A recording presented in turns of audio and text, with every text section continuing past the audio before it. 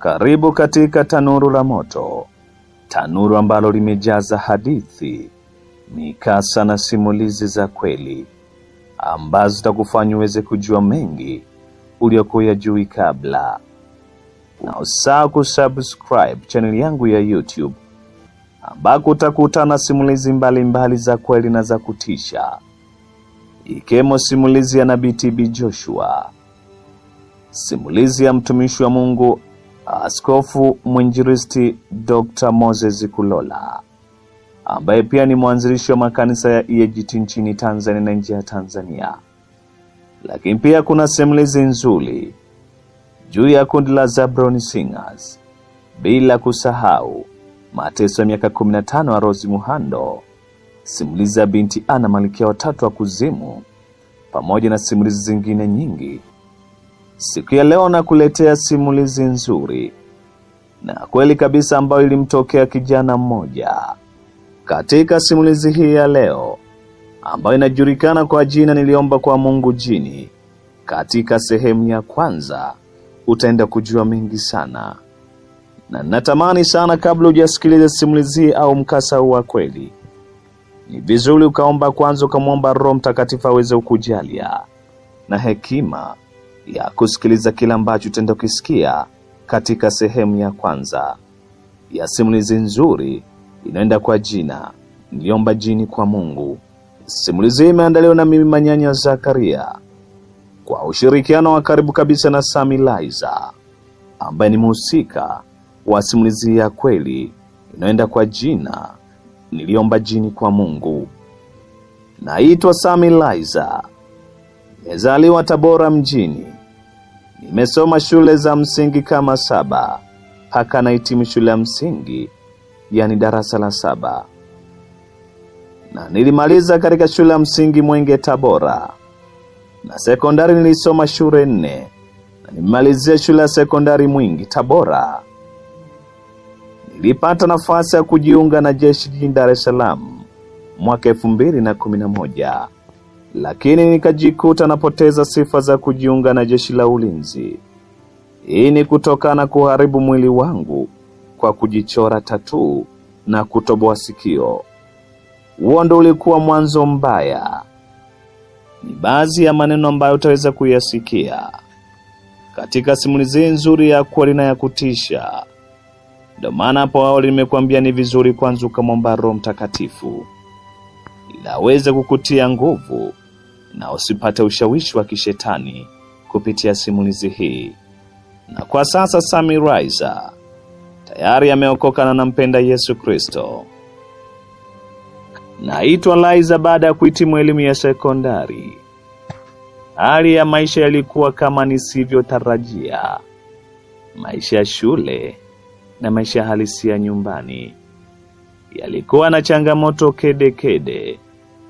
Baada ya kipindi kifupi cha kusubiria matokeo, hatimaye matokeo yakatoka. Ila kwa bahati mbaya au nzuri, sikupata alama za kutosha kuniwezesha kuendelea na kidato cha 5 na cha 6. Ila hiyo haikuwa tatizo sana kwangu, kwani niliweza kupata nafasi ya kujiunga na jeshi la wananchi. Kuna msemo mmoja unasema kuwa kisichoridhiki hakiriki. Basi naweza kusema kuwa haikuwa nafasi kwangu tena hiyo. Kwa bahati mbaya kabisa, kutokana hapo awali kwa katika makundi yasiyo sahihi kwangu, niliweza hapo nyuma kuwa nimejichora tattoo na kutoboa sikio. Licha ya mimi kuwa Masai, lakini kwangu sikufanya kama mila, bali nilifanya kufurahisha marafiki hasa wa kike. Sikujua madhara yake kwa kipindi nafanya hivyo, ila baada ya kupatikana nafasi hiyo ya kujiunga na jeshi ndio nikakosa nafasi hiyo.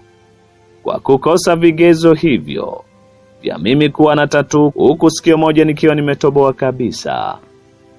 Hali hii nichanganya sana kiasi kwamba nikaona nimekosa kitu kikubwa sana na sikuona thamani tena ya maisha. Na huku nikiamini siwezi pata tena ajira yoyote. Mimi ndio nimekosa kila kitu. Mimi nilikuwa nimezaliwa na kukulia katika familia ya dini sana. iliyokuwa imejaa watumishi wa Mungu mbalimbali kama vile wachungaji, wainjilisti, mitume na kadhalika. Hali hiyo ilinipelekea kupoteza kujiamini katika jamii, iliyopelekea makundi ndio yawe sehemu ya maisha yangu. Nilianza kujitenga na familia taratibu, nikaanza kushinda kwenye makundi ya wahuni wa mtaani. Pia nikaanza kujifunza uvutaji wa madawa ya kulevya, ikiwemo bangi, pombe, sigara. Hali haikuwa nzuri. Kifupi, nakumbuka baada ya kuanza uvutaji wa bangi, nikiwa kwenye makundi mbalimbali, tulikuwa wengi tukivuta msokoto mmoja, tukiuchangia mpaka uishe ndio tusokote mwingine, na mara nyingi tulishia msokoto moja au miwili. Na mimi nikiwa na shauku ya siku moja kwa mvuta bangi maarufu sana, kwani ni ndoto ya vijana wengi. Pia hata nilipokuwa situmii bangi, nilikuwaga na watisha watoto wenzangu, usiniguse wala usinicheze kabisa. Hapa nilipo na bangi zangu kichwani, na hili watisha sana, na kuona ndiyo silaha rahisi ya kujitetea na onevu wa watu ili we salama kwa watakao kuogopa. Ila nikiwa katika matamanio hayo makubwa ya kutimiza ndoto, na kumbuka kuna anti yangu mmoja, mimi huwa napenda kumuita mama, na mpaka sasa hivi naweza kusema hivyo. Ndiyo baba, ndiyo mama kwangu, maana bila yeye sijui ningekuwa kwenye hali gani. Nakumbuka nikiwa kwenye matamanio ya siku moja nivute bangi mwenyewe bila kushirikiana na watu wengine msokoto mmoja. Siku hiyo nilienda dukani kununua sigara. Nakumbuka ilikuwa Nyota, ndiyo sigara iliyokuwa inauzwa bei ya chini zaidi. Nikanunua na kujifungia chumbani. Nilipomaliza ile natoka, nikakutana na huyo anti yangu. Alikuwa anaishi Mwanza kwa kipindi hicho, ila alikuwa amekuja kusalimia tu. Ndio ana siku kama 3 nilivyopishana naye. Mlangoni alinishika mkono na kunirudisha na kuniuliza, umevuta bangi kali kiasi gani? Ilikuwa kama utani. Nikacheka, nikamwambia hapana, mimi sijavuta kitu we. Hilo lilikuwa jibu baya sana kwake. Nilishikwa vizuri, akaninusa, ikatafuta fimbo ipo wapi. Nilipigwa kweli kweli, ila mimi baada ya kuona nikasema sijavuta kitu. Ndio kipigo kinaongezeka zaidi. Ikabidi nikubali tu, ila nikasema ukweli, mama, sio bangi, ni sigara, ila naendelea kupokea bakora mpaka alivyorizika yeye. Na mimi kiukweli nilikiri, nisamee mama, mimi sigara tu sirudi tena. Kiukweli kuanzia siku hiyo ilikuwa mwanzo na mwisho wa kutamani kuvuta bangi wala sigara. Ila moyoni badala ya kulia kama inavyoonekana kwa macho, nilikuwa nacheka nikijiuliza, hivi huyu bi mkubwa mshamba kiasi hichi kweli hajui kutofautisha bangi na sigara? Kweli hata harufu tu hawezi kuitambua? Ila kwa nini amekuwa mkari kiasi hicho, wakati sivyo alivyo? Sio kwamba anipendi, ila bangi itakuwa sio nzuri. Niliwaza mengi sana, nikacheka pia.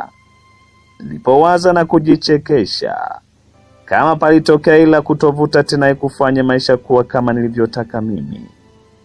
Nikaanza kujikita kwenye Mungu wa ushirikina, nikiamini Mungu wa kanisani kashindwa. Nilianza kujifunza na kufuatilia vipindi vya kujifunza elimu ya majini. Nikaambulia kuaminishwa kwamba kuna jini mzuri na mbaya. Mimi nikatamani huyo mzuri niwe naye tena. Kumbe kumuoa inawezekana kama akikupenda wewe. Kimaisha umetoboa. Nikasema hapa ndio penyewe, kumbe naweza fanikiwa kupitia majini wazuri kwanza, watakuwa wanakulinda na wabaya. Ndipo nikaanza kufuatilia, kujifunza jinsi ya kumuita huyo jini mzuri. Wahenga walisema kuwa kila jambo lote zuri au baya lazima liwe na changamoto zake. Ndipo ikaja changamoto ya maneno. Ya kumuita ilikuwa ni ya Kiarabu, na mimi Kiarabu sijasoma, nikaumia sana. na kujiona nimekosa bahati kubwa katika maisha yangu. Lakini nikajiongeza kwa kuwa mimi nilikuwa naamini hakuna kitu takachomwomba Mungu na sikupe kupitia andiko la kwenye kitabu cha Biblia. Ukisoma Mathayo sura ya 7 mstari wa 7, inasema kuwa aombaye upewa, na kuna msemo wa wahenga unaosema kuwa aombacho mtu ndicho utapata. Nikaanza kuwa naomba Mungu anipe jini. Kila katika maombi yangu, siku zikaenda, miezi kasogea, bila kuona nachoomba wala kujibiwa. Ndipo nilipoamini kuwa hakuna jini wala babu yake na jini wala mama yake na jini katika dunia hii. Bora niendelee kuteseka tu, kwani Bahati Bukuku aliimba, dunia haina huruma. Siku moja nikiwa nipo njiani kuelekea nyumbani, huku usafiri ukiwa ni shida, ndipo ghafla kuna usafiri ulikuja ukasimama karibu yangu, na mtu aliniita kwa jina langu Liza. Nilishanga ni nini? Nani anayenifahamu mimi tena usiku huu? Kanijuaje? Nilisogea, ila sikumfahamu kabisa, na sikutaka kumuonyesha kama bado sijamfahamu. Nilipanda kwenye usafiri wake. Katika usafiri wake ambao alinipandisha, kimya kilitawala kwa muda mrefu mpaka tunafika, maana sikuwa najua nianzie wapi kupiga story naye, na mimi bado sijamfahamu. Basi nilipokuwa natakiwa kushuka, yeye mwenyewe alisimama, na mimi nikamshukuru na kushuka, ila kabla sijaondoka aliniambia, samahani na zawadi yako Liza. Nikawaza moyoni mwangu, itakuwa zawadi gani na kwa nini anipatie zawadi? Ni nani huyu? Lakini moyoni nikasema, huyu mdada vipi alijuaje ataniona leo? Na mbona mimi simjui? Nilitumia sekunde chache sana kuwaza maswali yasiyo na majibu, na kama ningesubiri majibu toka kichwani mwangu, ingenibidi nitumie muda mrefu sana. Ila kuepusha yote hayo, nilikubali kuipokea zawadi hiyo, kwa kuwa zawadi yenyewe haikuwa kubwa, wala sikushangaa, maana niliamini alinunua kwa ajili yake, ila kama anipe na mimi. Ilikuwa ni big bomb. Wengi tunazijua. Nilifungua pale pale na kuanza kulamba au kula. Nikamwambia asante sana, kisha nikaondoka, na yeye akaendelea na safari yake. Kufika nyumbani, nilikwenda moja kwa moja kwenye chumba changu nilichokuwa nimeondoka nimekifunga. Nilipofungua na kuingia ndani, sikuamini nilichokiona. Mwili ulipigwa na ganzi kwa sekunde kadhaa, ndipo yowe lilipofuata. Unadhani Sami Liza aliona kitu gani, msikilizaji wangu? Kumbuka simulizi inajulikana kwa jina Nilipoomba jini kwa Mungu, au Niliomba jini kwa Mungu. Simulizi nzuri kabisa na kweli, ambayo ilimtokea kijana mmoja mzaliwa wa Tabora, Sami Liza. Kama utavutiwa na simulizi au mkasa wa kweli, unaweza ukashare na marafiki zako na watu wengine, ili wajue nini wanachomomba Mungu wao, kwa maana uombacho ndicho upewa. Kumbuka kijana Sami Liza, yeye aliomba jini kwa Mungu, na Mungu akafanya kila ambacho alitaka. Uenda unajiuliza, inawezekanaje Mungu akakupa jini? Basi katika sehemu ya pili kuna mengi sana kujifunza. Simulizi nzuri kabisa na ya kweli imeandaliwa na Manyanya Zakaria kwa ushirikiano wa karibu kabisa wa Sami Liza, ambaye kwa sasa ameokoka kweli kweli na anamtumikia Mungu katika mkoa wa Morogoro. Acha sasa nikukaribishe katika mwendelezo wa simulizi nzuri kabisa ya Niliomba jini kwa Mungu. Kijana Sami Liza ambaye kwa sasa ameokoka na anampenda Yesu Kristo, na pia ni mwimbaji wa nyimbo za injili nchini Tanzania, anaeleza kuwa baada ya kuingia ndani ya chumba changu, hali ilikuwa ngumu sana, kwani nilichokiona kilinifanya nitokwe na yowe ambalo kila aliyesikia alishtuka sana na kujiuliza ni nini kimenisibu ama kunikuta. Ndipo alitoka ndani ya chumba chake na kujikuta anaishiwa nguvu kijana Liza na kudondoka chini. huku akitupa ile pipi kwa woga. Kwa nini inawezekana vipi mtu aliyenipa hii pipi nimkute chumbani kwangu? Tena kakaa kitandani kwangu. Mimi simjui yeye, kanijuaje mimi? Ni maswala ambayo alijiuliza. Ila watu walipojaa mahala ambako alikuwepo, wakaanza kuhoji kuna nini kwani? Ndipo akajibu kuwa kuna mtu mmoja ndani ya chumba changu. Mmoja ya watu ambao walikusanyika pale alicheka sana na kusema, haha, Raiza, umeanza kufuta bangi siku hizi. Nilitamani nimtukane, ila nikakaa kimya. Sikuwa hata na nguvu yoyote zaidi ya kutetemeka. Basi watu walijaribu kuchungulia kwa woga, mpaka kijana mmoja alipojaribu kumsukumia ndani mwenzie aliyekuwa anachungulia kwa mbali, ndiyo akasema, sasa mbona umndani penye hapana mtu yoyote? Yeye kamona wapi basi kila aliyetamani kuchungulia alifanya hivyo. Na mimi kuonekana kituko nilijinua pale chini, na mimi kwa woga nikajaribu kuchungulia chumbani kwangu kama mwizi hivi, huku nikiamini nilichokiona sio kitu harisi. Hapana, mimi nina akili timamu wala sio chizi. Najua yule mdada niliyemwona alinipa rifti. Jamani, wala mimi simjui, na hii pipi chini ni ya kwake. Kanipatia wala sijanunua mimi. Basi wengine wakaanza kudondoka, huku wanacheka, lakini kuna anti yangu mmoja aliniambia, inabidi uombe sana mwanangu. Hivi ni kweli unavyosema mwanangu? Nilimjibu, ndio mamangu. Ni kweli, ila watawaamini. Mama akajibu, sijari babangu, usilale bila kuomba, na kanisani usiache kwenda. Basi hayo yakaisha, ila ukweli usiku ulikuwa mgumu sana kwangu, kwani kile chumba nilikuwa nakiogopa sana. Ila kuna muda kama usingizi ulinipitia, japo kwa muda ulikuwa umeenda sana. Kijana Samilaiza anaeleza kuwa ila akiwa katika hali kama ya usingizi, alihisi kama hali ya mwili kupuliziwa upepo fulani, na mwili mzima kusisimuka kuanzia kichwani kushuka chini. Akiwa katika hali hiyo akahisi anaitwa jina lake. Kufumbua macho, yule mdada mrembo mwenye kufanania na asili ya Kiarabu alikuwa wakati ukasimama. Kijana Laiza anaeleza kuwa alimuona vizuri kwa kuwa taa ilikuwa inawaka ndani, na kupata shida kumjua kama ni yule wa mchana, kwa mavazi aliyokuwa amevaa mchana ndiyo yale yale aliyokuwa amevaa tena. Ajabu, sikuweza kupiga kelele wala kujitingisha. Ananiambia neno moja kubwa ambalo kilinifanya nikumbuke kila kitu cha nyuma, hasa nilivyokuwa nafuatilia vipindi vya unajimu wa nyota na majini. Alimwambia kuwa kwa nini unaogopa kile ulichokiomba, kisha akanitajia jina lake. Akaniambia naonekana muoga sana. Kwa nini? Hapo mwili ukawa kama unajitambua, na nikaanza kutetemeka kwa woga tena. Mawazo kichwani mwangu ikawa leo sijui naliwa nyama, maana nasikiaga majini yananyonya damu. Ila akilini nikawaza, hivi kweli huyu ni jini kweli, ila kaingia humu ndani kwangu, au ni mchawi tu?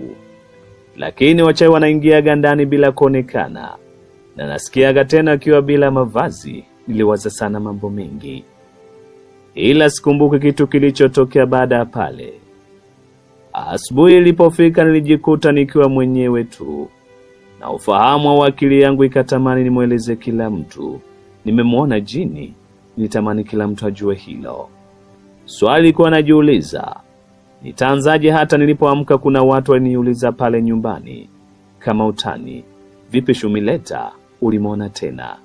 Wakimaanisha yule mtu niliyowaambia jana kuwa nilikutana na mtu na nikaona ndani wao, wakawa wanafanya kama utani. Kijana Laiza anaeleza kuwa ila kuna rafiki yake alikuwa ni mtu wake wa karibu sana. Alivyoona naye ilimbidi amwambie kilichotokea. Alikuwa anaitwa Herman. Basi alivyomwambia aliogopa na kumwambia kwamba kama ni kweli useme nyumbani. Ndipo akakumbuka tukio alipokuwa na umri mdogo sana. kama miaka 10 alishawahi kuokota jini kwenye karatasi imefungwa. Hiyo ilimpa woga sana, kwani mpaka kujulikana kama alikuwa ameokota jini haikuwa kazi rahisi, kwa maana hilo jini lilisumbua sana nyumbani usiku. Hilo jini nyumbani kwao lilikuwa linataka kumuua mtu. Cha ajabu lilisha kwa maombi na kurudisha nilipolitoa, japo nilipata ajali mbaya sana, nikavunjika mkono. Ilikuwa nipigize kichwa kwenye jiwe, lengo niweze kupoteza maisha. Ila kijana Liza anasema kuwa wakati anapata ajali hiyo aliweka mkono wake ukavunjika. Ilimchukua kama wiki 2 au 3 mpaka kupona kabisa, na anaeleza kuwa ilikuwa ajabu sana kweli. Na akiachana hayo, ilikuwa ametokea rafiki yake alimshauri aseme tu nyumbani, kwa kuwa pia walikuwa watu wa dini sana. Akasema ingekuwa sio watu wa dini angemshauri kwenda kwa wataalamu, yani kwa ganga kienyeji. Ila kila kitu alichokiona ajiulize, hivi ndiyo yeye ambaye amekiona? Angepelekwa kwenye miji ya kijini au kwa waganga wa jadi. Lakini cha ajabu anasema kuwa alianza kuhisi maluweluwe, akawa anawaza mawazo machafu mwanzo mwisho, na akatamani nguvu ya kijini au anapaa kama ambavyo amekuwa akihadithiwa au kusikia kuhusiana na simulizi za majini. Basi kuanzia hapo yule mdada mrembo wa kijini naye akaanza kumpenda na kuvutiwa naye. Roho ya uoga juu yake ikamtoka. Kijana Liza anaeleza kuwa akiwa amekaa peke yake alitamani sana jini aje na yeye kumwita. Alikuwa Joy, akawa anateseka sana. Basi usiku mmoja ukawa ni kawaida yake. Basi kile ifikapo usiku ikawa ni kawaida ya jini kuja chumbani kwake. Kuanzia hapo akaanza mahusiano, huku akimpatia masharti kede. Moja ya sharti ambalo alimpatia ni pamoja na kulala na maji ndani. Nilikuwa ni lazima asubuhi aniogeshe ndani ya beseni, na maji yale sikutakiwa kuyamwaga chooni wala bafuni. Nilikuwa naogeshwa mimi tu. Ajabu, yeye alikuwa anapaka mafuta tu bila kuoga. Na nilishawahi kumuuliza, mbona wewe hutaki ni kuogeshe wala uoge? Alitabasamu na kuniuliza, ulishanikuta mimi mchafu, Liza? Nikajibu hapana, huku na tabasamu kwa kuogopa kuhoji zaidi. Alipokuwa anaondoka kwa siku zote alizokuwa anakuja, aliniachia 1000 tu ya kununua mafuta ya kupaka. Kijana Liza anaeleza kuwa kweli kuna maajabu ya kustaabisha katika huu ulimwengu, kwa maana yule mdada alikuwa na uwezo wa kuchovya kidole kwenye yale mafuta na anakuwa kama yamenyonywa. Sijui alikuwa anakula au alikuwa anajipaka na mafuta kwa njia ile, maana kiuhalisia mafuta 1000 kupaka watu wawili hata mwezi unaweza kufika. Ila msikilizaji, hayo mafuta ya 1000 walikuwa wanapaka siku 2 mpaka 3. Watu wakaanza kuona tabia zangu zimebadilika sana. Nikawa sihitaji kabisa mtu kuingia chumbani kwangu. Nilikuwa mchafu, yani nilikuwa mtu nisiyejali kwenye usafi. Nikaanza kuwa msafi kweli. Kuna watu wanasema majini anapenda chooni, huenda ikawa hivyo. Ila miongoni mwa masharti niliyopewa nisingie chooni, na kitu alichonipa yeye alikuwa kanipa saa. Ile saa nilikuwa nikitaka kwenda chooni lazima nivue ndio niende. Kijana Liza anaeleza kuwa hali hiyo iliendelea hivyo, ila yeye moyoni mwake kufurahia kabisa yale maisha, kwani aliamini akiwa na mpenzi wa kijini alijua atakuwa na hela za kutosha. Ambapo kwake ilikuwa hivyo, alikaa kawaza katafakari. Ikabidi siku alivyokuja aweke kikao kidogo, kwa maana hakuwa anakuja kila siku, na alikuwa tayari kijana Liza amezoea yale maisha ya kuishi na jini. Lakini ukumbuka msikilizaji, wa wakati walikuwa Tare anaishi Dar es Salaam, alikuwa ametoka katika mkoa wa Tabora. Ndipo akamuuliza jini, kuna kitu kinaniumiza kichwa sana. Ndipo jini akamuuliza, ni kitu gani hicho? Akamwambia, mimi sina hela, na wewe ukinipa unanipa 1,000 tu, wakati mimi ni mtu mzima, nina mahitaji yangu, japo nakaa nyumbani, ila nina uhitaji wa hela. Kijana Liza anaeleza kuwa alichojibiwa na jini hilo limwambia kuwa sikutegemea kama uwe ni mpenda Dezo. Swala ambalo unatakiwa ujiulize, je, mara baada ya kuomba pesa kwa jini alipatiwa pesa? Na ilikuwaje akawa anapewa shilingi 1,000 kwa kila siku kwa kunywa mafuta pekee? Na maisha ambao waliishi kuanzia hapo. Tutakuja kuangazia katika sehemu ya 3 kwa nini jini alikuwa anamwachia shilingi 1,000 kila siku. Na kwa sababu gani alikuwa mruhusu kwenda vitu vyake msalani, yani chooni. Lakini pia jambo jingine la kujiuliza, maisha yake yaligubikwa na utata mkubwa sana. Katika sehemu ya 3 utafahamu mengi. Kumbuka ni simulizi ya kweli kabisa inayomhusu kijana Sammy Liza ambaye ni mzaliwa wa Tabora, lakini kwa sasa anaishi Morogoro, na tayari amekuwa mwimbaji wa nyimbo za injili nchini Tanzania, na ambaye anaeleza kuwa chochote utakachoomba kwa Mungu atakupatia. Ndio maana simulizi hii inaenda kwa jina Niliomba Jini kwa Mungu. Kwa ufahamu wake, wakati ule alikuwa anasikia majini wanatoa pesa, lakini alichokutana nacho utakifahamu mbele. Simulizi hii imeandaliwa na kusimuliwa na mimi Nyanya Zakaria kwa ushirikiano wa karibu kabisa na Sammy Liza ambaye ndo mhusika wa mkasa huo. Simulizi ya Niliomba Jini kwa Mungu.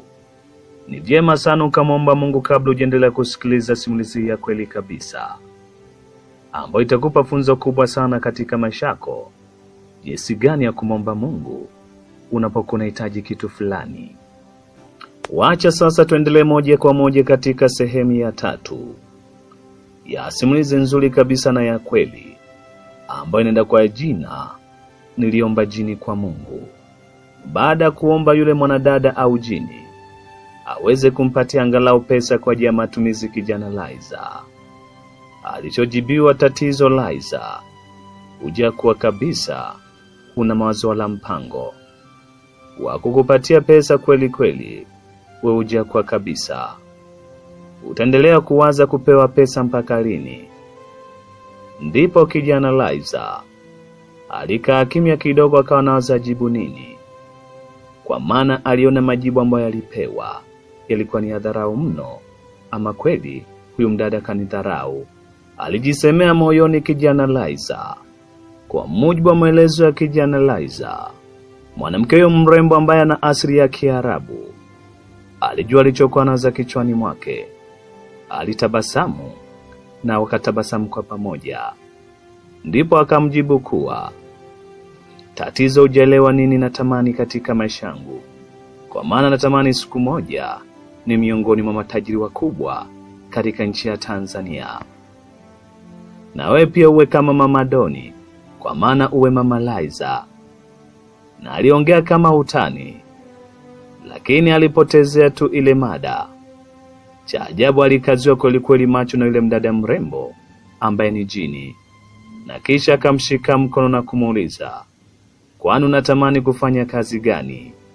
Aliulizwa kwa upole kabisa. Huenda kupita siku zote alizomfahamu, kwa haraka haraka ilimchukua kama sekunde 3 hadi 4. Ndipo akaropoka kuwa benki au mgodini. Alicheka kidogo dada huyo mrembo au jini, kisha akamwambia, kuna kitu umepotelewa, sio bure. Unataka ukitafute wala sio mimi. Nilitikia tu ndio. Basi wakati anazungumza naye, yeye alikuwa anaongea kama utani, kwa maana aliamini kuwa wanataniana katika mahusiano yao. Ila cha ajabu alimuuliza akiwa katulia sana na kumwambia, kwa nini umechagua kazi hizo? Kwani nimekwambia mimi nataka hela na benki ndio zinapokaa, yani kifanya kule. Ndipo akamwambia kuwa, mimi nataka pesa, kwa maana najua benki ndiko hela zinakokaa, lakini migodini watu wanachimba dhahabu na kupata pesa nyingi kwa muda mfupi. Kwa mujibu wa maelezo ya kijana Liza, aliamini kuwa kufanya kazi benki au migodini huenda akatajirika mapema sana, tofauti na vile ambavyo watu wanavyodhani. Ndipo akacheka. Kiukweli alikuwa ni mdada mrembo sana. Alitabasamu kwa kuwa alikuwa ni mdada aliyekuwa na vigezo ambavyo hata kabla kukutana naye ndiye aliyekuwa mwanamke wa ndoto kwa vigezo vyangu binafsi, alieleza kijana Liza. Najua kila mtu ana matamanio ya kitu anachokipenda. Hivyo nikaendelea kujielezea pia. Nikifanya kazi mgodini, huko nitakuwa doni. Kwa maana aliamini kuwa miongoni mwa watu matajiri, utajiri wao umepatikana migodini. Ndipo mwanadada huyo mrembo wa ujini akamwambia basi sawa, kama ndio hivyo, maana hata yeye anatamani awe mbali na nyumbani ili awe huru na yeye, kwa maana pale nyumbani kulikuwa na vikwazo vingi kwake na alikuwa akitumia nguvu nyingi kukutana kijana Liza. Na kuna wakati kipindi amekuwa akishindwa kabisa, hivyo hakuelewa kwa kipindi kile, ila kwa sasa aliweza kufahamu kwa pale nyumbani walikuwa watu wa maombi sana. Hivyo jini huyo alipata shida sana wakati mwingine kuingia ndani. Ukiwa msikilizaji, uamini siamini, nguvu za giza zipo na zinafanya kazi, na kwa kanuni ile ile ya ambacho mtu ndicho utakachopata. Kwa maana kijana Liza ikawa mara nyingine ya kufahamu kuna nguvu kwenye kuomba. Kabla ya hapo hakuwahi kuwaza wala kutamani awe kufanya kazi mgodini, ila baada ya kuomba kama utani kweli, baada ya kama wiki moja, kulikuwa na mjomba wake mmoja alikuwa anafanya kazi kwenye mgodi mmoja unaoitwa Williamson Diamond Mwadui uliopo Kishapu mkoani Shinyanga. Aliweza kumpigia simu aende haraka, kuna nafasi ya kazi imepatikana. Kijana Liza ananieleza kuwa akakubali sawa atakuja, ingawa hakupenda sana kwenda mkoani na alitamani angepata kazi katika jiji la Dar es Salaam. Hivyo alitikia tu ndio nitakuja. Na alijiuliza, mimi sipendi sana kwenda mkoani, natamani niwe tajiri hapa hapa nikiwa jiji la Dar es Salaam, lakini sio kwenda migodini tena. Ndipo usiku uliofuata alitamani sana akijewe Shinuna, yani jini, amwambie kwa hatamani tena kwenda mkoani, natamani apatie kazi Dar es Salaam. Usiku wa kukawia ndipo jini akafika na kumweleza kuwa nimepigiwa simu na mjomba wangu kuhusu kazi tena ya mgodini. Ndipo akawa anajiuliza jini, imekuwaje umepigiwa simu? Akawa anatamani zaidi amwelezee, lakini alimweleza huko akitoa machozi, sikutamani niende nikafanye kazi mkoani, kwa maana nitoke katika jiji la Dar es Salaam. Jini huyo ndipo akamwambia kuwa acha utoto Liza, utakuwa lini? Lakini ulishasikia wapi da kuna kazi unayoipenda ya mgodini? Kisha akanambia hata mimi napenda sana madini, natamani ufanye kazi mgodini mme wangu. Kiukweli aliongea kwa upendo na upole sana. Siwezi hata kueleza ile siku, ila aliniahidi vitu vingi sana. Ndipo alikubaliana kuhama kutoka jiji la Dar es Salaam kuelekea Kishapu mkoa wa Shinyanga. Kijana Liza anaeleza kuwa alipofika Kishapu mkoani Shinyanga, yule jini Shinuna kumwona tena ndani ya mwezi wala kumwota. Alijiuliza maswali mengi sana, au hapa kwa mjomba kuna kitu gani? Mbona Shinuna wangu simuoni, yani yule jini? Uende umepata jina sasa, kwa maana yule jini anaitwa Shinuna. Baada kukamilisha masuala ya ajira, ndipo nikakabidhiwa nyumba yangu na kampuni na maisha ya kujitegemea kanza rasmi. Kuna muda mpaka nilimsahau na nikajua ile hali ya kumwona haitakuwepo tena. Lakini wapi, nakumbuka siku moja nikiwa kazini usiku sana, ilikuwa kama majira ya saa 9 hivi, nikamwona Shinuna ndani ya piti, na hakuna mtu wa kawaida anaruhusiwa kuwe eneo lile. Nikamwona Shinuna, kwa maana ndani huwa hakuna mtu anaweza kapita. Lakini cha ajabu nilimwona ameingia ndani. Mazingira yale yalikuwa unaingia kwa vitambulisho maalum, lakini Shinuna nilimwona ameingia ndani. Kikweli nilishtuka sana, maana haikuwa kawaida kwa mtu wa kawaida tena, bila hata sare wala PPE. Hii ni mbaya sana. Nikamfuata na kumsogelea, wewe utakiwi kuwa hapa jamani, hivi unafahamu? Naye akasema, mbona mimi nipo hapa muda mrefu sana, na sio leo tu wewe ndio nikushangae, wewe unaniona leo hapa. Kijana Laiza akamjibu, sawa, ila mimi nipo kazini. Na akamjibu kuwa utanikuta kwako. Nikamuuliza, kwani unapafahamu? Akanijibu, sio kupafahamu tu, hata ujingo wako unaofanyaga na ufahamu. Akaniuliza, saa yako iko wapi? Kiukweli nilikuwa nimeshaacha kabisa kuivaa ile saa. Aliyakuwa amenipatia, hata sijui kwa nini niliacha, sijui ni masharti yake. Lakini alimind kweli kweli, na alisema basi nitakuwa naivaa. Baada ya hapo aliondoka, nami nikaendelea na kazi zangu. Niliporudi asubuhi nyumbani kwangu, nilikuta mlango umefunguliwa, hakuna kufuli, ila nikakumbuka tukio la usiku kwa nitamkuta kwangu Shinuna. Lakini mbona funguo sikumpa kutazama? Funguo sikuwa nayo, kusukuma mlango umefungwa kwa ndani.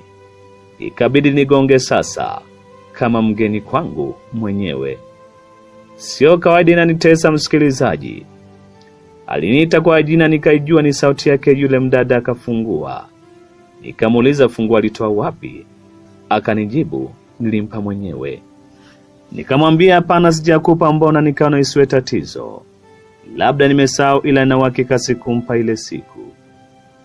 Nilishinda naye siku nzima, na kwa kuwa nilikuwa nimetoka kukesha kazini, nilikuwa sina uzoefu sana, nilikuwa nimechoka mno. Ilipofika jioni kabisa, akaniomba tuzungumze. Nilimsikiliza kwa makini sana. Ni kipi anataka kunieleza? Kitu kikubwa. Shinuna alimwambia kuwa mimi nimekuwa mwema sana kwake. Umenifurahisha sana, kwa maana kutarajia kuja kuvunja uaminifu wake. Kubwa zaidi, alitaka niwe mtu wa siri kuliko jambo lolote lile hapa duniani. Na akanambia mafanikio yangu ndipo alipojificha. Hataki mtu yoyote kujua maisha yangu. Nilikubaya naye kwa kila jambo bila maswali, na mimi nikiona nimeshapata kazi, nimpinge kwa lipi? Baada ya hiyo siku kupita, ukweli ilipita muda kama hata wiki 2, sikumwona tena. Na mimi kama akili ya mwanzo iliyokuwepo, kama ya kipepo ya kumwona yule dada, yani Shinuna, ndiyo mtu sahihi kwangu. Cha ajabu ikaanza kupungua ile akili. Cha ajabu ikaanza kupungua, ni kama aliachilia ufahamu wangu nijiongeze mwenyewe. Kwanza nikaanza kujichanganya kwa marafiki, na ukizingatia mjomba wangu alikuwa analala sana, kwa nini nakaa muda mrefu siendi nyumbani. Nilikuwa namwambia nachoka tu, kazi sijazoea. Akaniambia, sasa hiyo kazi nayo unachoka kweli kweli? Wakati naingia kazi, nilianza kazi ya usaidizi wa kazi kabla siya wakalani wa mafuta. Kiukweli nilikuwa mtu ambaye nilikuwa nakwepa sana wasichana. Kama unavyojua, ukiwa sehemu ambayo hujui, lazima uwe makini na tabia ambazo unaziona mazingira hayo. Katika maeneo watu walianza kuniita kwa jina la Jesus, yani Yesu. Kutoka na mikuwa sitaki kabisa habari ya wanawake, na huku ukweli nikibaki nao mimi mwenyewe. Kijana Laiza anasema kuwa dunia hii ina siri sana. Mtu anaweza kuamua kumuita mtu mchungaji, kisa natembea na Biblia labda, lakini najui kwa nini anafanya hivyo. Niseme tu shetani kuna watu kawafanya wachungaji ili wapotoshe watu katika ukweli. Niombe tu watu wawe makini sana, kwa maana ninaelewa ninamaanisha, na kwa kuwa leo nipo kwa ajili ya kueleza maisha yangu, ngoja niishie ya kuyasema yangu. Ukweli utaniwasi kuupenda kabisa kuitwa Yesu, wa kudharauliwa na marafiki wengine. Wakana wanaita bila hata ya kuelewa nini chanzo cha jina hilo. Kijana Laiza anaeleza kuwa kuna siku moja aliamua aende mkoa wa Geita kwenye mapumziko. Kuna sehemu moja panaitwa Katoro, kuna sifika sana kwa na wadada wazuri, na alizamiria kabisa kwenda huko kufanya starehe kwa lengo la kwenda kumsati Shinuna, ila hilo alikufanikiwa. Ila naweza kusema alikufanikiwa, kwani baada ya kujaribu kufanya lolote ilishindikana. Sasa kwa nini shindikane? Sina hisia kabisa, manake nguvu za kiume sikuwa nazo hata kidogo. Baada kushindwa kufanya mapenzi na moja mdada kule Katoro, alijiuliza maswali mengi sana. Nguvu zangu za kiume zimeenda wapi? Mbona mimi sio mtu wa starehe? hata pombe situmii. Basi kesho yake aliamua kurejea Kishapu mkoani Shinyanga. Ila baada ya kurudi, cha ajabu, kuna jamaa akamwambia, kwa nini uliondoka, umeacha TV na waka tena? Sauti ya juu. Haikuwa mtu mmoja, ilikuwa ni nyumba za kota. Kama unavyojua nyumba za kota ni hapa na pale. Kila jirani alilaumu, usiku nimefanya fujo, sauti ya TV ilikuwa kubwa mno. Mbona mimi sikuwepo jana? Nilikuwa ofu. Ila mimi nilipoingia ndani sijakuta kitu chochote kichokuwa kinawaka, iwe TV wala redio. Kijana Liza anaeleza kuwa kuna rafiki yake mmoja ambaye anaomba muhifadhi jina, maana alipata matatizo makubwa sana. Basi akamfuata na kumweleza jamaa kuwa sio kama mimi sipendi wala sinaga mpango na wanawake, ila mimi nina tatizo. Huwa kuna mwanamke naishi naye bila watu kujua. Rafiki yake huyo alitamani kufahamu mambo mengi sana. Kila alichokuwa anauliza, kijana Liza alimfafanulia zaidi. Ila mwisho alimweleza anakuja kuchungulia kiona usiku taa inawaka, na atakuwa azimi taa tena kabisa akiwepo. Ukweli kesho yake mchana kuna taarifa mbaya sana ilitokea katika mgodi huo. Ni taarifa ambao vyombo vingi vya habari viliripoti tukio hilo. Unadhani ni tukio gani ambalo liweza kutokea mpaka vyombo vya habari vikaripoti? Najua utakuwa tamani nini kirijiri. Nitakujuza katika sehemu ya 4. Simulizi hii imeandaliwa na kusimuliwa na mimi Nyanya Zakaria kwa ushirikiano wa karibu kabisa wa Sami Liza, ambaye ndiye mhusika wa simulizi hii pamoja na mwendelezo wa simulizi hii ya Niliomba Jini kwa Mungu. Tuliishia pale ambapo kijana Liza alieleza kuwa dunia nzima ilitikisika. Vyombo mbalimbali vya habari ulimwenguni kote viliweza kuripoti tukio ambalo litokea katika mgodi huo, mahala ambako alikuwa anafanya kazi. Kama unajiuliza ni tukio gani lilotokea katika mji mdogo wa Mwadui Kishapu mkoani Shinyanga, kijana Sami Liza anaendelea kutueleza siku ilikuwa siku mbaya sana. Kama unajiuliza ni tukio gani lilotokea katika mji mdogo wa Mwadui Kishapu mkoani Shinyanga, kijana Sami Liza anaendelea kutueleza kuwa siku hiyo ilikuwa siku mbaya kidogo, kwani kuna tukio la ajali lilotokea siku hiyo, ambapo rafiki yake alipata ajali ya kuangukiwa na chuma cha mashine moja wapo pale mgodini, na watu wawili pale walipoteza maisha, akiwepo huyo rafiki yake ambaye alikuwa amempatia siri ili aje achungulie aone kama kweli Liza anakuwa yupo peke yake au anakuwa na mtu mwingine. Hivyo alimuomba rafiki yake kile fikapo usiku aje achungulie chumbani kwake. Na kwako walikuwa wanafanya kazi kampuni tofauti. Toka amwambie vile ile asubuhi, yeye aliingia kazini, na kazini kwake hakuweza kuonana naye mpaka mchana alipopata taarifa ile. Kiukweli mpaka leo anavyozungumza sijui kama usiku alikuja kuchungulia, na je aliona nini yeye afahamu, na je ni huyo mtu mwingine naye aliambiwa kitu chochote au la. Ila baada kupata taarifa ile anakumbuka alilia sana, hasa alipokumbuka yale maneno ya Shinuna ya kwamba hataki kuongea chochote kwa mtu kuhusu yeye, na alianza kujutia na kuamini kuwa huenda na usika Shinuna. Kama Shinuna na usika, yeye atakuwa na usika pia. Kijana Liza anaeleza kuwa anakumbuka alilia sana na akawa na woga mkubwa mno aliyopelekea shindwe kwenda hata msibani kwa rafiki yake, akihofia huenda kuna mtu hata anaweza kuwa anajua ukweli wote utakaohusisha yeye katika tukio hilo. Na alikuwa kama mtu aliyechanganyikiwa kiukweli. Basi usiku ulivyofika, kama kawaida akiwa katika hali ya kusinzia, alisikia redio kama imewashwa tena kwa sauti ya juu. Ndipo akakurupuka akataja, Mungu wangu, kuna msiba, mziki tena wa nini? Basi akainuka kwa haraka na kwenda kuzima. Shinuna alikuwepo akitabasamu. Ukweli Shinuna alikuwa mrembo sana katika macho yake. Na nakumbuka alimwangalia na kumwambia kinyonge, unakosea, kuna msiba jamani, redio sauti ya juu yote ya nini? Nakumbuka alivyomjibu kwa dharau kidogo, pole mwaya, mume wangu. Alijawa na hasira sana kijana Laiza, na akamuliza una chochote kwani? Akamjibu kwa kujiamini sana, tatizo Laiza, unacheza na akili yangu.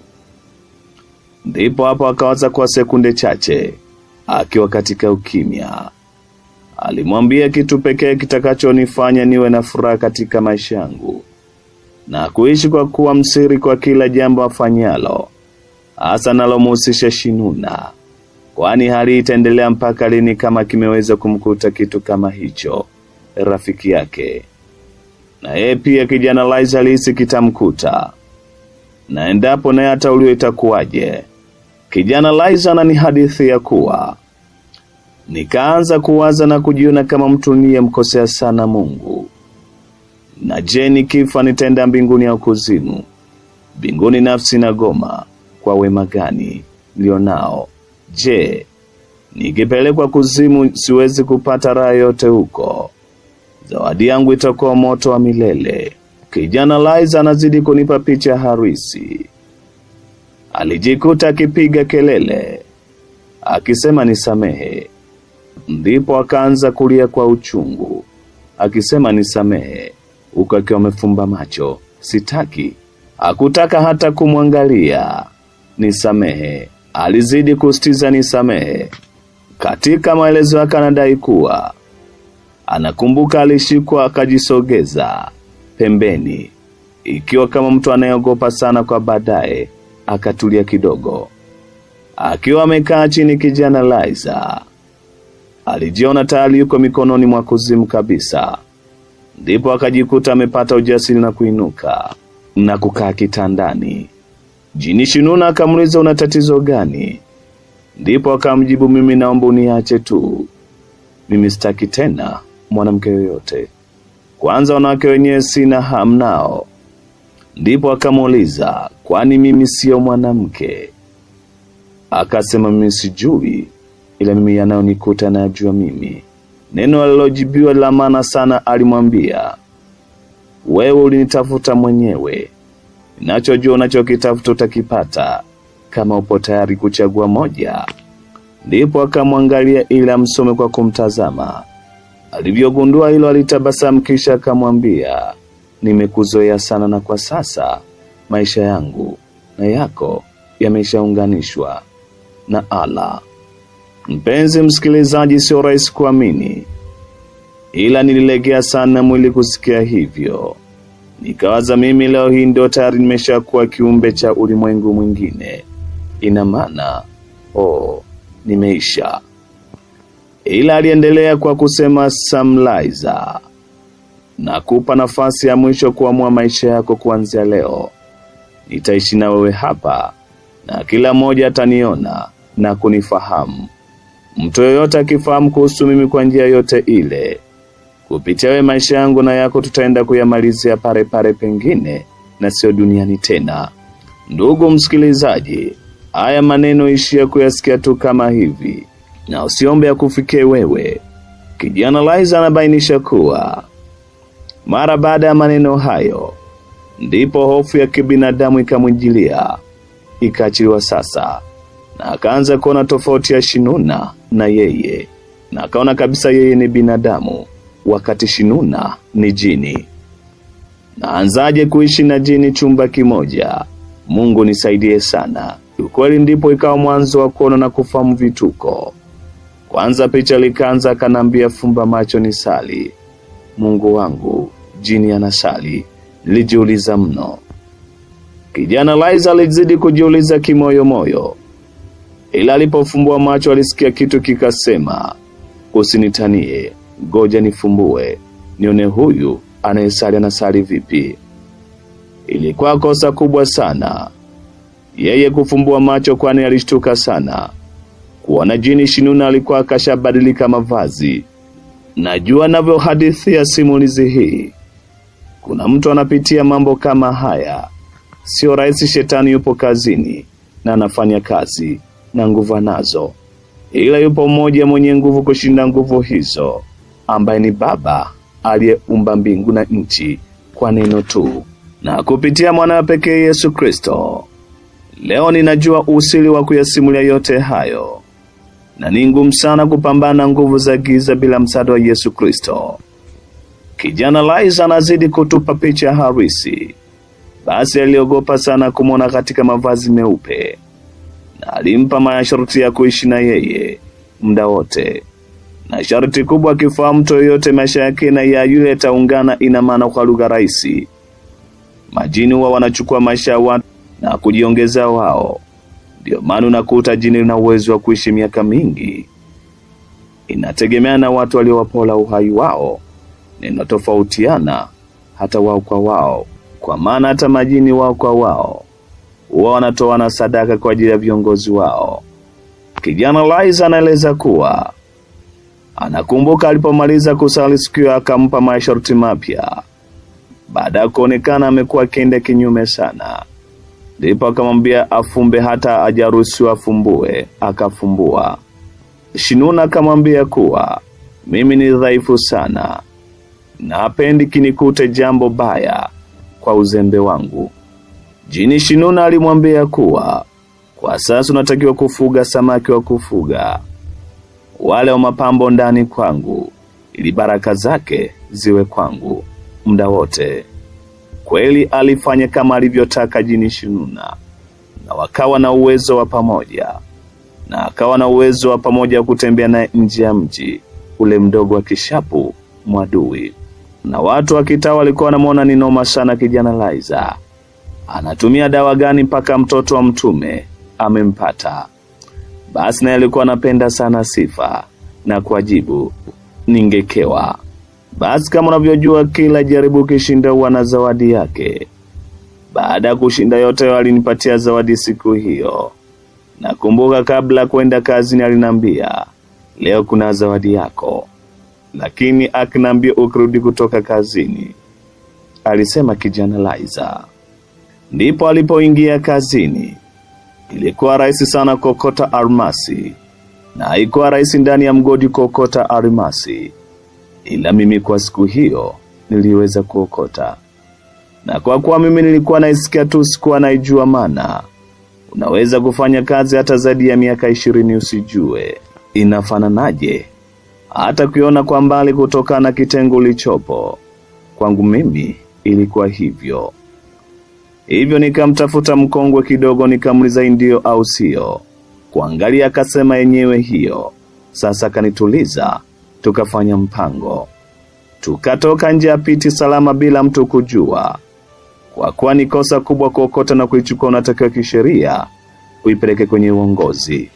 Basi yule jamaa akamsimamia mpaka wakaenda mji mdogo wa Maganzo, ni jirani, kwenda kuiuza. Na nakumbuka aliuza kama milioni 7. Hivyo aliamua kumpatia milioni 3 na kabakiwa na milioni 4. Kijana Liza anadai kuwa haelewi siri ilivujaje, ila yeye kwa watu alikataa kwamba siku zote mimi sije kuokota chochote umndani, iweje leo niokote niweze kupata hiyo fedha. Aliporudi sasa kwa Shinuna, alikuwa mtu mwenye furaha sana, ila yeye akamwambia, umeniamini mimi? Nikahoji, nini hicho tena? Kwani hiyo ndo ilikuwa zawadi yangu kwako. Furaha ikamkata ghafla. Yeye aliamini ni bahati, kumbe mtu ndo kahusika. Anakumbuka kwa baada ya siku 3 hivi akapata simu kutoka kwa dada yake aishi Dar es Salaam, na akamwambia kitu kizito kidogo, kwani huko unaendelea vizuri? Mimi nikamjibu, mbona huku mambo ni mazuri tu dada, nafurahia maisha. Akasema alienda kwenye huduma moja hivi ya mtumishi kuomba shida zake, ila ajabu katajwe kijana Liza, tena kwa jina na mahali ulipo. Akanambia natakiwa mtafuta huyo mtumishi wa Mungu na kutumia namba yake. Maana kanambia yeye sina tatizo, naanzaje kuombe wakati wewe upo kwenye hali mbaya sana. Ukweli mimi nilichukulia kawaida, akanitumia namba nikampigia. Nilipojitambulisha akanifahamu. Ndipo akanambia nimebakiza miezi michache sana mimi kufa. Unadhani nini kilitokea mara baada ya kuwa amepigiwa simu? Kama unavyojua kwenye ulimwengu wa roho, mashetani wanaona kila kitu. Unajua alipewa adhabu gani Samilaiza? Na huyo mtumishi wa Mungu aliyempigia simu alipewa adhabu gani na jini Shinuna kwa kutaka kumwokoa mpenzi wake ambaye alikuwa amemteka kwenye ulimwengu wa kijini? Simulizi nzuri kabisa niliomba jini kwa Mungu. Imeandaliwa na kusimuliwa na mimi Manyanya Zakaria kwa ushirikiano wa karibu kabisa wa kijana Samilaiza, ambaye ndiye mhusika wa simulizi nzuri kabisa na ya kweli ambayo itakupa funzo kubwa sana katika maisha yako. Karibu katika Tanuru la Moto, tanuru ambalo limejaza hadithi, mikasa na simulizi za kweli ambazo zimefanywa upembuzi yakinifu kwa ajili ya kuweza kupata kila ambacho kinatakiwa. Mwandaji na msimuliaji wa simulizi ya siku ya leo naitwa Manyanya Zakaria. Tulishia pale ambapo dada yake alimpigia simu kutoka Dar es Salaam na kumweleza kuwa nilienda kwa mtumishi wa Mungu kuombea shida zangu, ila ajabu akakutaja wewe tena kwa jina mahali ulipo, na akanambia natakiwa mtafute huyo mtumishi wa Mungu, na aliweza kumtumia namba yake ya simu, kwa maana alimwambia yeye hana tatizo, ila tatizo liko kwa kakake huyo Samilaiza, na ambapo aliweza kumtumia namba yake ya simu. Alipompigia tu akajitambulisha kwa jina naitwa Samilaiza. Alinifahamu, ndipo akamwambia umebakiza miezi michache sana ya kufa katika dunia hii. Wacha sasa tuendelee katika sehemu ya 5 ya simulizi nzuri kabisa niliomba jini kwa Mungu, ambao ni mkasa wa kweli uliomtokea mtumishi wa Mungu Samilaiza aliyeomba jini kwa Mungu. Mimi na tujui ni kweli jini litoka kwa Mungu au katika ufalme wa giza. Hebu ambatana nami kwa kina uweze kujua mengi kuhusiana na simulizi nzuri kabisa. Baada ya yule dada yake kumpatia namba ya yule mchungaji, na mchungaji akampigia na kuweza kumwambia amebakiza miezi michache sana ya yeye ya kuweza kuishi duniani. Yaani kuna uwezekano yeye kufariki dunia ndani ya mwaka ule ambapo ilikuwa mwaka 2017. Lakini Laiza cha ajabu anaeleza kuwa kuweza kabisa kushtuka. Baada alimuuliza kwa nini mchungaji, kwani kuna nini? Alichoweza kumjibu alimwambia kuwa kuna nguvu za giza zinafuatilia, na asiposimama na Mungu anaweza poteza maisha, na mpaka tarehe ya yeye kufa katika ulimwengu wa roho tayari, na nafsi yake imeshakamatwa na kuvishwa sanda na kaburi katika ulimwengu wa roho tayari. Mchungaji alizidi kumweleza kuwa analiona kaburi refu sana. Akamwambia anatakiwa kufanya maombi ya ukombozi na anatakiwa kwenda Dar es Salaam kuonana naye. Ila alimuombea kwa njia ya simu na akamsihi sana afanye kila liwezekanalo aende jijini Dar es Salaam au amtumie nauli yeye aje Mwadui, na akamwambia atakuwa anamwambia kila kinachoendelea kwenye ulimwengu wa roho. Laiza anaeleza kuwa kwa ufahamu wake alikuwa amefungwa kiukweli. Maneno yote yale ambayo alikuwa anaambiwa na mchungaji, anaeleza kuwa alikuwa anaitikia tu ili kumridhisha, lakini alijiuliza maswali mengi sana. Kwa nini mchungaji analeta pigo za kumtumia nauli aje afanye maombi mahala ambako nakaa? Yaani kaniona mimi mjinga sana. Ni mawazo tu ambayo Samilaiza alikuwa anafikiria. Katika simulizi nzuri kabisa niliomba jini kwa Mungu, Laiza anaeleza kuwa yeye alikuwa amezaliwa kwenye familia ya watu wa dini, tena dini kweli kweli, na kuna wachungaji na viongozi mbalimbali wa kanisani. Lakini haikusaidia kutokuwa mtu mwovu, mpaka kupeleka kujifunza ushirikina na kuingiliwa na roho za kishetani bila yeye kufahamu.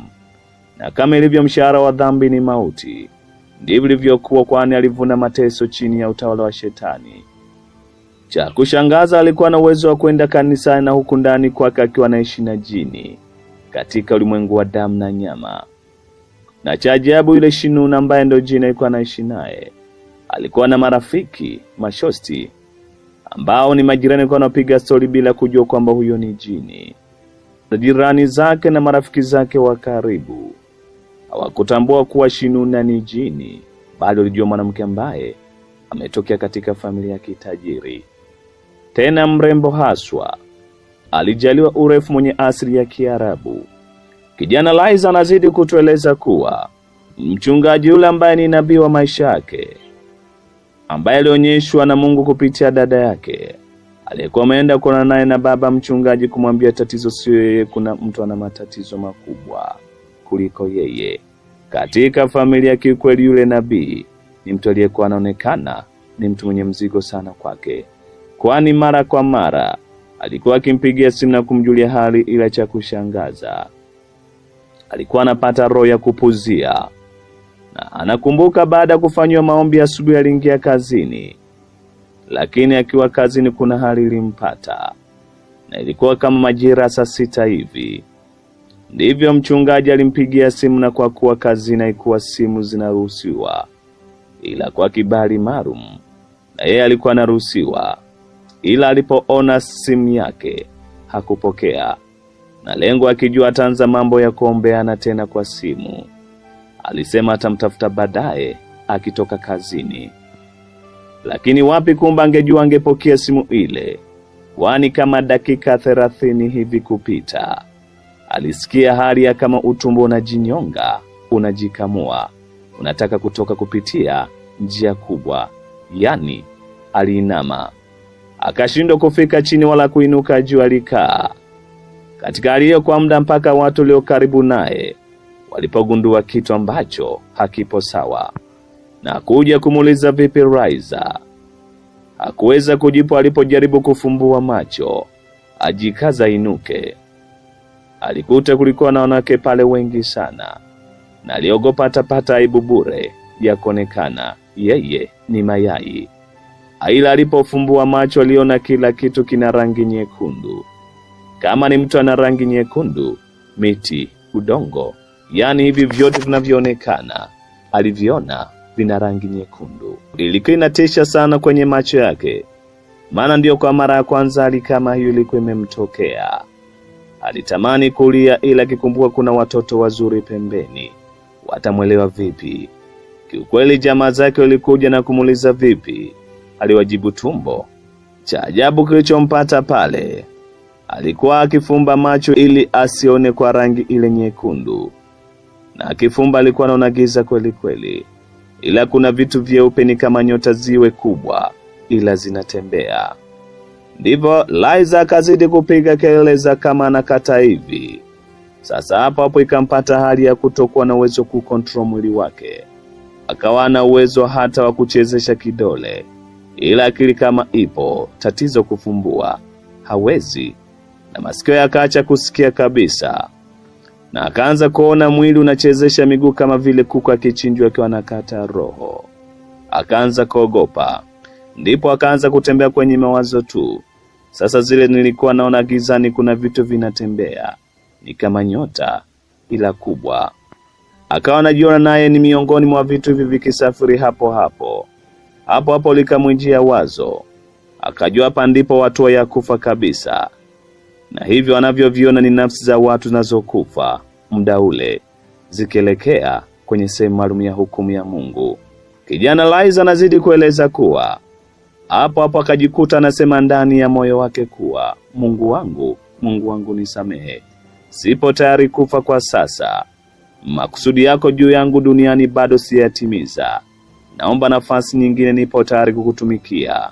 Mpendwa msikilizaji wangu ambao umekuwa ukifuatilia simulizi nzuri kabisa niliomba jini kwa Mungu, ushuhuda huu ni simulizi ya kweli kabisa, ambapo kijana Liza aliomba jini kwa Mungu. Anapenda tu kukuambia Mungu yupo na shetani pia yupo, na mshahara wa dhambi ni mauti, na kila afaye kwenye dhambi huyo ni wa shetani, na kwa shetani hakuna nafasi nyingine. Yeye kazi yake ni kuua na kuharibu. Ani maneno ya Liza. Basi alivyoongea maneno yale madogo na machache kwa Mungu, yalimfanya apate nafasi nyingine, kwani hakusikia sauti yoyote zaidi ya kuhisi mtu ananipiga mkono na kuniuliza, kaka, nini tatizo?